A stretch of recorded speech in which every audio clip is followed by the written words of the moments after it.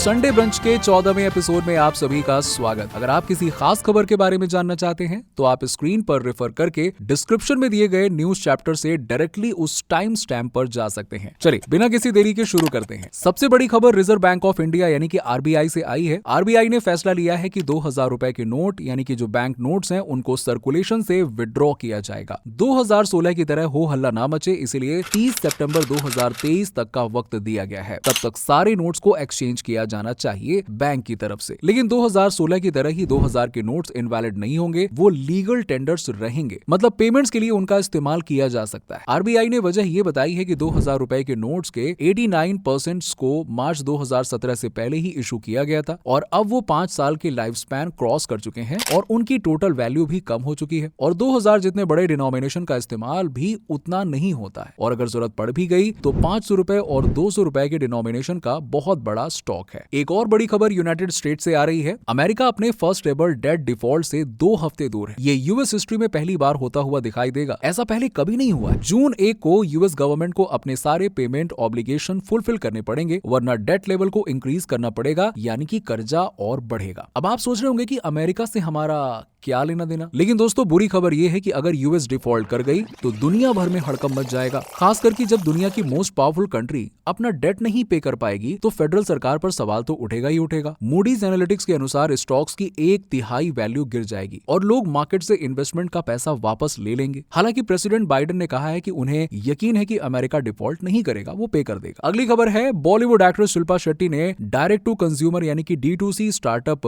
Wicked good में 2.25 करोड़ रुपए invest किए हैं। विक्ड गुड को आपने शार्क टैंक के सीजन 2 में देखा होगा। उन्हें किसी भी शार्क से डील नहीं मिली थी। हालांकि अमन ने पिच के दौरान बताया था कि वो ऑलरेडी कंपनी में इन्वेस्टर थे और अब बाहर हो गए हैं। लेकिन विक्ड गुड के पिच से शार्क्स कुछ ज्यादा इंप्रेस नहीं हुए थे और एंड में जब इन्हें डील नहीं मिल रही थी तो अमन ने भी बताया कि पिच सुनकर वो भी इन्वेस्ट नहीं करते। वैसे विक्ड गुड अपने प्लेटफॉर्म पर 100% ग्लूटेन फ्री, मैदा फ्री, प्लांट बेस्ड और वीगन फूड्स बेचते हैं, जैसे कि पास्ता और नूडल्स। शिल्पा शेट्टी जबरदस्त फिटनेस एंथुसियास्ट हैं, इसीलिए उनके कई सारे इन्वेस्टमेंट भी उसी तरह के हेल्थ और फिटनेस में है। विक्ड गुड के अलावा उन्होंने chicken nutrix, full life health care और फास्ट एंड अप में भी इन्वेस्ट किया हुआ है। वो मामा अर्थ में भी इन्वेस्टर हैं और मामा अर्थ का सक्सेस तो सभी जानते हैं, इसलिए शिल्पा शेट्टी अपने पोर्टफोलियो एक्सपेंड कर रही हैं। और अगली खबर एआई चैटबॉट की दुनिया से है। चाइनीज इंटरनेट जायंट यानी कि बाइडू ने भी अपना एआई चैटबॉट अर्नी लॉन्च कर दिया है और ये चैटबॉट चैट जीपीटी को टक्कर देगा। फिलहाल चैट जीपीटी रेस में बहुत आगे निकल चुका है, लेकिन हाँ उसकी कुछ कमियां और खामियां भी हैं। जैसे chat GPT politically sensitive topic पर गलत हो सकता है या बाइस्ड हो सकता है, इसीलिए टेक कंपनीज इसी का फायदा उठाना चाहती हैं। इलॉन मस्क भी ट्रुथ जीपीटी को लॉन्च करने वाले हैं, लेकिन बाइडू का दावा है कि उनके एआई मॉडल्स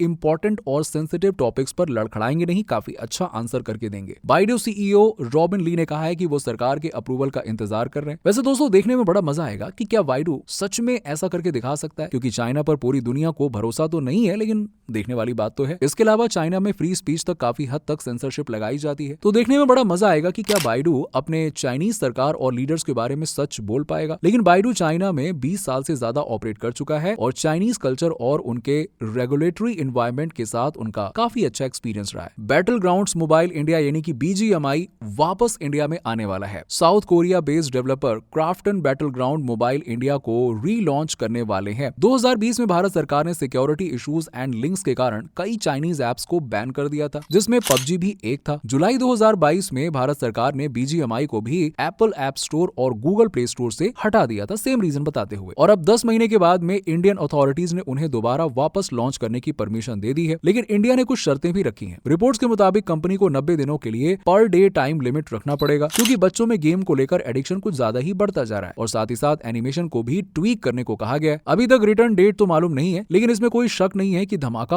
होने वाला है। BGMI की ऑलरेडी इंडिया में मैसिव पॉपुलैरिटी है। इनफैक्ट BGMI पहला ई स्पोर्ट इवेंट था जिसे मेन स्ट्रीम टेलीविजन पर ब्रॉडकास्ट किया गया था। इतना ही नहीं, 24 मिलियन को करंट व्यूअर्स और टोटल 200 मिलियन व्यूअर्स को अट्रैक्ट भी किया और गेम बैन होने से पहले उन्होंने सिर्फ 2 साल में ही 100 क्यूमुलेटिव यूजर्स क्रॉस कर लिए थे। हालांकि PUBG पर अभी भी इंडिया में बैन लगा हुआ है, लेकिन एक दूसरी चाइनीज कंपनी पार्टनरशिप के थ्रू इंडिया में आने की कोशिश कर रही है। दुनिया का टॉप फैशन ब्रांड शीन रिलायंस रिटेल के साथ टाई अप करके वापस इंडिया के मार्केट में उतरना चाहता है। शीन को जून 2020 में बैन किया गया था, जब गलवान वैली में इंडिया और चाइना के बीच में झड़प हुई थी। इस पार्टनरशिप के बाद शीन ऑफलाइन स्टोर्स और ऑनलाइन स्टोर्स दोनों पर अपना प्रेजेंस बनाएगा। Reliance retail already Ajio platform से ऑनलाइन सामान तो बेचता है, तो शायद इस डील में इसका इस्तेमाल किया जाएगा। इस पार्टनरशिप में सोर्सिंग, मैन्युफैक्चरिंग और रिटेलिंग ये सारा का सारा काम किया जाएगा। शीन दुनिया के मोस्ट वैल्यूएबल स्टार्टअप्स में से एक है। अगली खबर है कि Amazon वेब सर्विसेज AWS ने अनाउंस किया है कि वो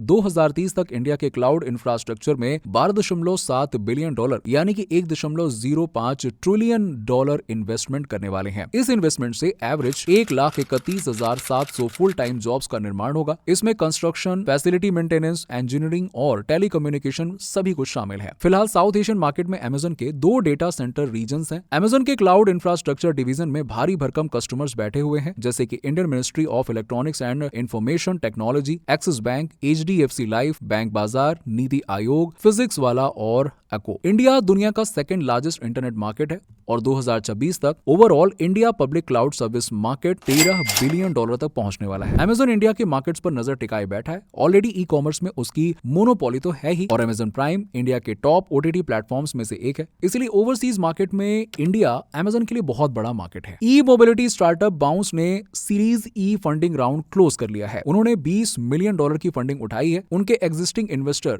सिक्वाया कैपिटल इंडिया ने भी इस राउंड में हिस्सा लिया था। उन्होंने अभी तक $200 मिलियन की टोटल फंडिंग उठाई है और उन्होंने असल में रीडैशरिंग बिजनेस के तौर पर शुरू किया था, लेकिन 2022 में उन्होंने पाइवट किया और इलेक्ट्रिक 2 व्हीलर्स बनाने की तरफ बढ़ गए। और उनका मानना है कि उनके पास बहुत सारा डेटा आ चुका है जिस पर कैपिटलाइज करके वो सॉलिड ईवी बिजनेस बना सकते हैं और करंट फाइनेंशियल ईयर तक उनका 10,000 ईवीज पर मंथ बेचने का प्लान है। बाउंस अगले कुछ सालों में IPO निकालने वाला है। नॉर्डविन गेमिंग ने $27 मिलियन की फंडिंग उठाई है। उन्होंने पेरेंट कंपनी नजारा टेक्नोलॉजीज के अलावा PUBG डेवलपर्स क्राफ्टन और digital entertainment company jet synthesis से भी पैसे उठाए हैं। और भी 2 इन्वेस्टर्स थे, लेकिन उनका नाम डिस्क्लोज नहीं किया गया। इस राउंड के साथ कंपनी की टोटल वैल्यूएशन $349 मिलियन की हो चुकी है। नॉर्डविन गेमिंग मोबाइल फर्स्ट अप्रोच का इस्तेमाल करते हैं और हाई स्मार्टफोन्स और इंटरनेट पेनिट्रेशन से इमर्जिंग मार्केट्स में उतरते हैं, जैसे south east Asia, eastern Europe और मिडिल ईस्ट। नॉर्डविन साउथ एशिया के टॉप ई स्पोर्ट्स फर्म्स में से एक है और उन्होंने ESL इंडिया प्रीमियरशिप और BGMI मास्टर सीरीज जैसे कई ई स्पोर्ट टूर्नामेंट्स ऑर्गेनाइज किए हैं। अब इंडिया में ड्रीम 11, MPL जैसे कई गेमिंग यूनिकॉर्न्स हैं, लेकिन इंडिया का सबसे पहली पब्लिक कंपनी कौन सी है,